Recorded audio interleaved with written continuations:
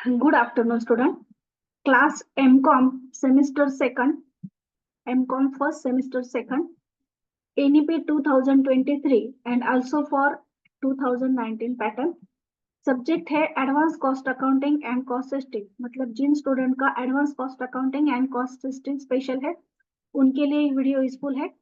और सिर्फ एमकॉम के स्टूडेंट ही नहीं, तो सीएमए के जो स्टूडेंट होंगे और अदर यूनिवर्सिटी के जो स्टूडेंट है या फिर स्कूल ऑफ ओपन लर्निंग के, तो उनके लिए भी ये वीडियो यूजफुल है। तो पेपर है हमारा cost control and cost system.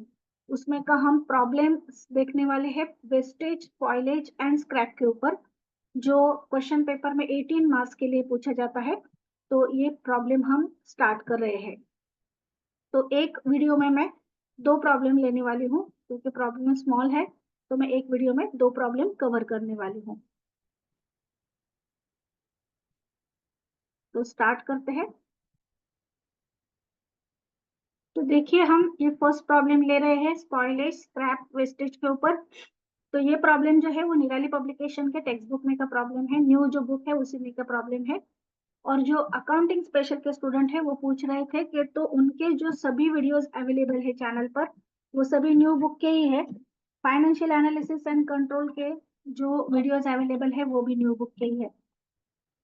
तो स्टार्ट करते हैं problem. The part of machine are produce to the part of machine are produced to rigorous standard of accuracy. Each batch of 1000 unit is tested to discover whether the units are defective. तो एक जो 1000 की batch होती है वो test की जाती है कि उसमें कुछ डिफेक्टिव है क्या। Defective at a cost of rupees 12.50 per unit. The defective unit are then rectified and put in good order at a cost of rupees 50 per unit. तो डिफेक्टिव यूनिट जो है वो रेक्टिफाई किए जाते हैं और आफ्टर रेक्टिफिकेशन वो जो है वो गुड ऑर्डर में वो उसकी कॉस्ट मिलती है 50 पर यूनिट की। If the units are not tested, अगर यूनिट टेस्ट नहीं किए गए, any defect would become apparent later when there are fitted in machine. At that state would cost rupees 100 per unit to put the part in good working order.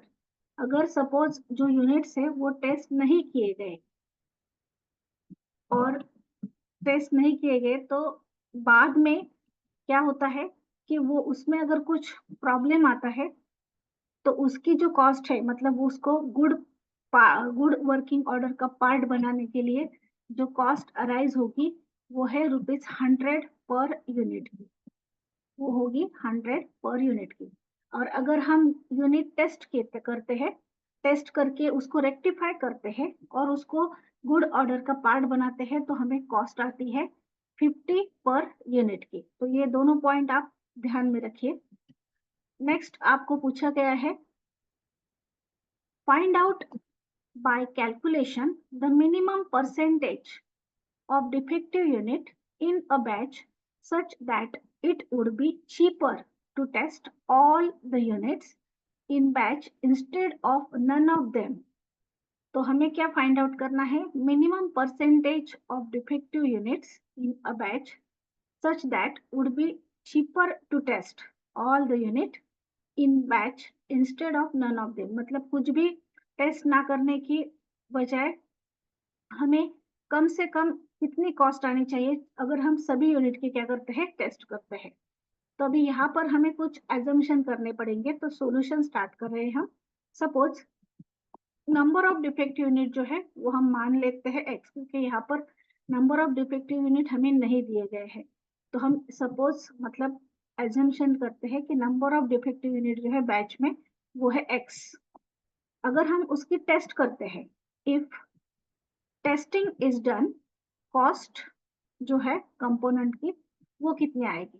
तो अगर हम testing करते हैं तो हमको 50 रुपीज की कॉस्ट आती है और उसमें हम वो 1000 ऐड कर देंगे, 1000 इंटू 12.50, क्योंकि यहाँ पर हमें प्रॉब्लम के स्टार्ट में दिए गए हैं कि अगर एक बैच होगी तो वो बैच कितने यूनिट की होगी, 1000 यूनिट की होगी। यहाँ पर देखिए दिया है, the batch of 1000 unit is tested to discover whether the units are defective at a cost of rupees 12.50 per unit. तो उसको हमें कॉस्ट लगती है चेकिंग की 12.50 पर यूनिट।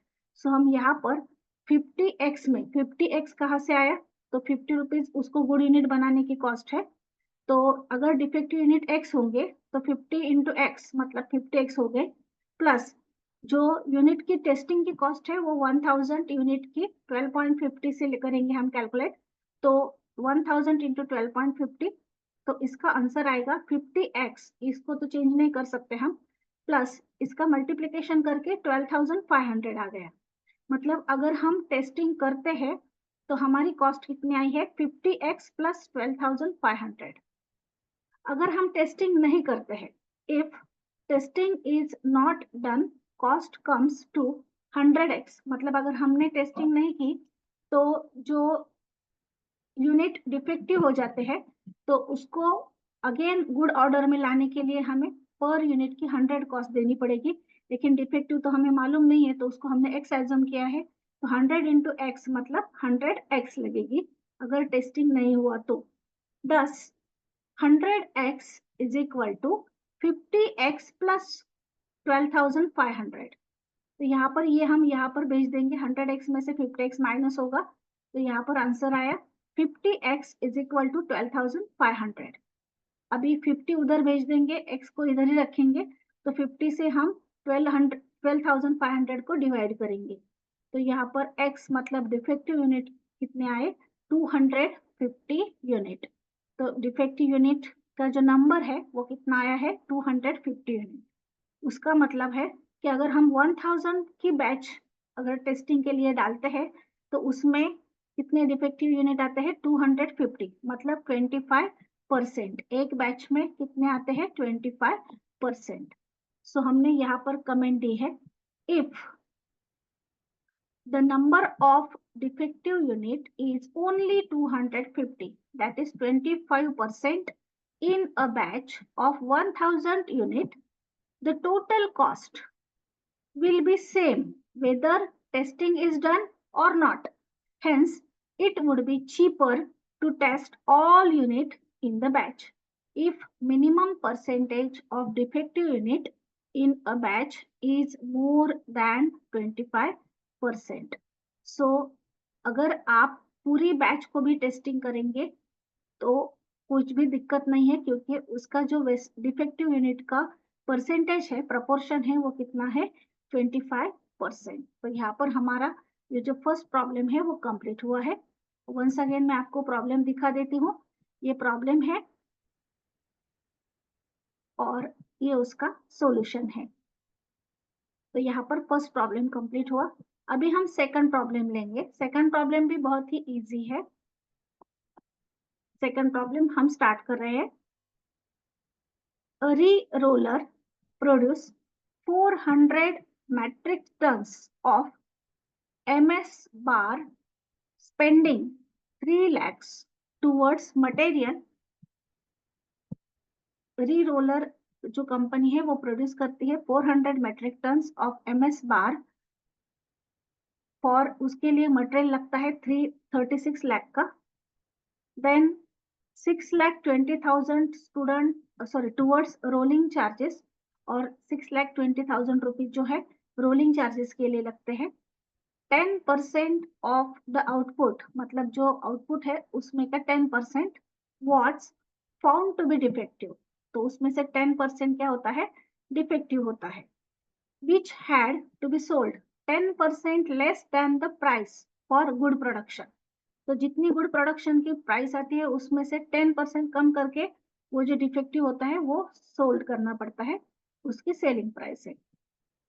नेक्स्ट हमें बताया गया है, if the sales realisation should give the firm an overall profit of rupees 12.5% of cost. Find out the selling price per metric. हमें find out करनी है selling price per metric.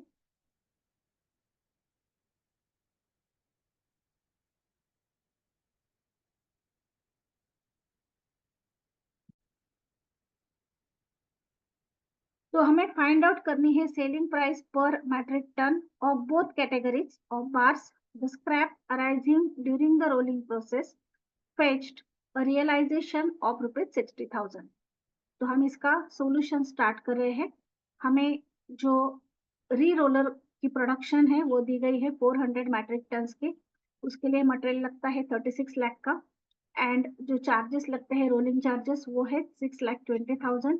10% जो है output के वो डिफेक्टिव है और जो डिफेक्टिव यूनिट्स है वो हमें जो नॉर्मल प्राइस होती है उसमें से 10% लेस करके सेल्स करने पड़ते हैं और उनका प्रॉफिट दिया गया है ओवरऑल प्रॉफिट 12.5% ऑन कॉस्ट. तो हमें सेलिंग प्राइस फाइंड आउट करनी है और जो स्क्रैप है जो अराइज होता है तो उसमें से उन्हें कितने मिलते हैं 60,000. तो स्टार्ट करते हैं सॉल्यूशन.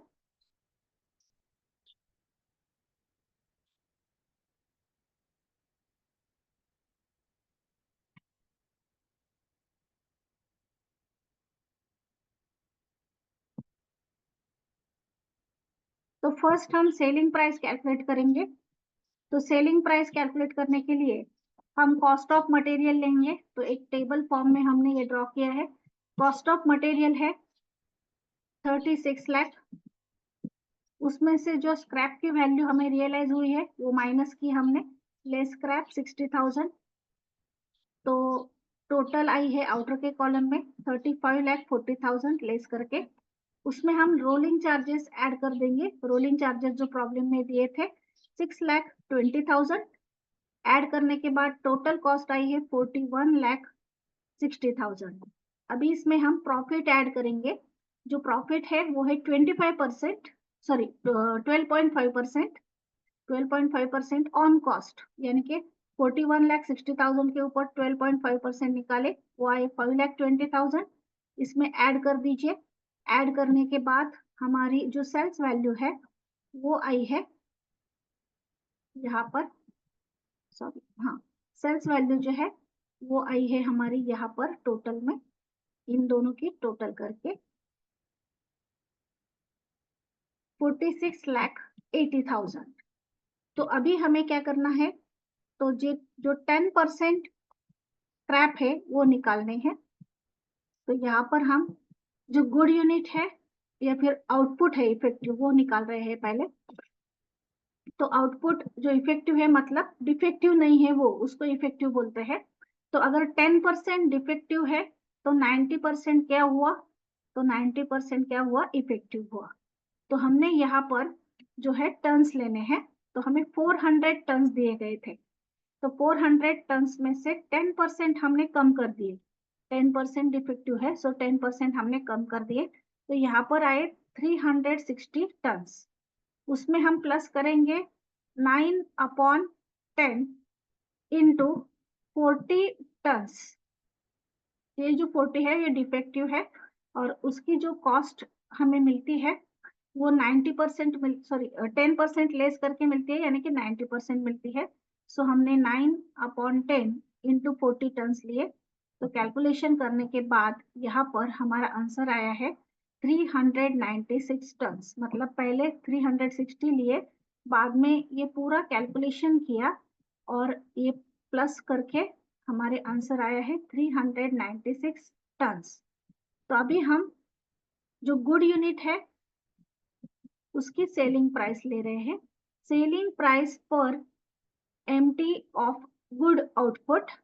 तो यहाँ पर हम जो गुड यूनिट है उसकी सेलिंग प्राइस निकाल रहे हैं.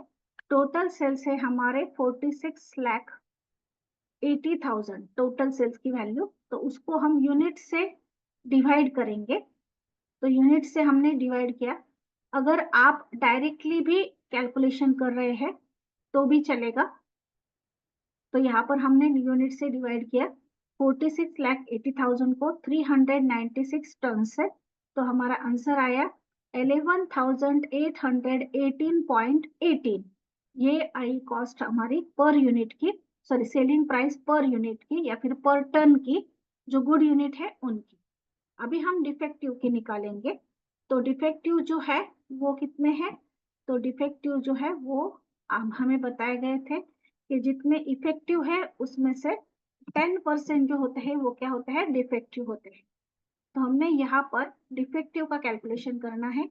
तो 0.9 इंटू 11,818.18, मतलब एक यूनिट की हमने निकाली है, तो हम ये टोटल में निकाल रहे हैं 0.9 इंटू 11,818, तो उसका आंसर आया 10,636.36। आप इसको पॉइंट में ही रहने दीजिए ताकि एक्यूरेट आंसर दिखेगा। तो इस तरह से हमने डिफेक्टिव जो आउटपुट है उसकी सेलिंग प्राइस निकाली मेट्रिक टन में। यहाँ पर हमें जो कॉस्ट दी गई थी वो मेट्रिक टन की थी। 400 मेट्रिक टन का क्या था? उनका आउटपुट था। तो पहले हमने इफेक्टिव यूनिट्स निकाले यहाँ पर, और बाद में हमने डिफेक्टिव यूनिट की भी वैल्यू निकाली। तो इस तरह से हमारा ये सेकंड प्रॉब्लम भी कंप्लीट हुआ है। वंस अगेन मैं आपको सेकंड प्रॉब्लम का पूरा सॉल्यूशन दिखा देती हूँ। ये सॉल्यूशन है सेकंड प्रॉब्लम का। तो थर्ड एंड फोर्थ प्रॉब्लम हम नेक्स्ट वीडियो में लेंगे। Thank you.